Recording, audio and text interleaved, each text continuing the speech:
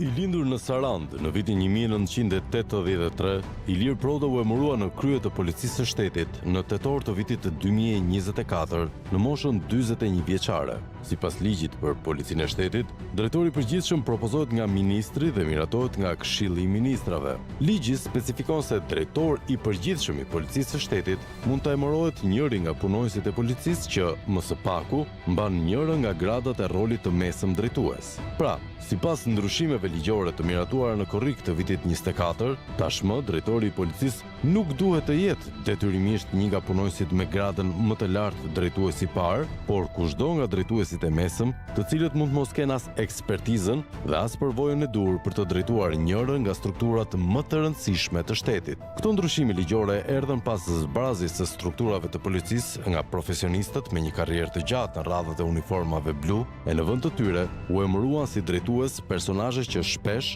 rezultuan se ishin në shërbim të krimit të organizuar. E për shumë të tjerë që vijojnë të jenë në detyrë, nuk kanë munguar provat apo akuzat publike se i shërbejnë politikës, e aq më keq, janë në shërbim të organizatave të caktuara kriminale. Ndonse 41 vjeç, Ilir Proda mori këtë detyrë të rëndësishme, por nga ana tjetër, për t'i dhënë fund karrierës së tij policore, që në moshë të re. Detyrë që në të shkuarën, drejtuesit e parë me një karrierë të gjatë në radhat e policisë e kanë marrë si detyrën e fundit për kurorëzimin e një karriere të gjatë, pasi kështu e parashikon edhe ligji. Ligji për policinë e shtetit në nenin 56.9 përcakton: Drejtori i përgjithshëm i policisë së shtetit, pas përfundimit të afatit të qëndrimit në detyrë, nuk rikthehet në strukturat e policisë së shtetit. Në interes të shërbimit të rendit dhe të sigurisë publike, ai duhet të kryejë funksione të tjera këshillimore ose pedagogjike. Me përfundimin e mandatit, drejtori i përgjithshëm i policisë së shtetit gëzon trajtim të veçantë, të miratuar me vendim të Këshillit të Ministrave.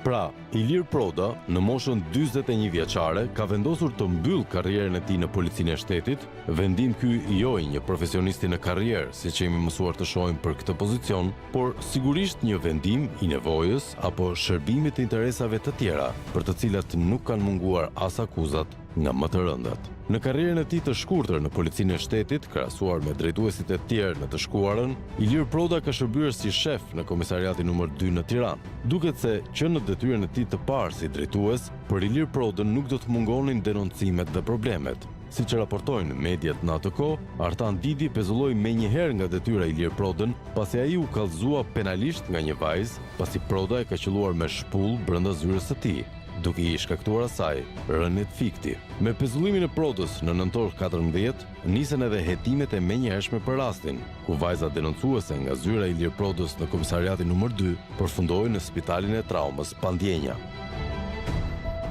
Në hermetizimin që qeveria Rama i ka bërë aksesit në informacion, është e pamundur zbulimi të vërtetës së këtij rasti, por ajo që dihet është se kallëzimi pranë AMP mban datën 1 dhjetor 2014 dhe kjo çështje çuditërisht u mbyll brenda 9 ditëve me vulën e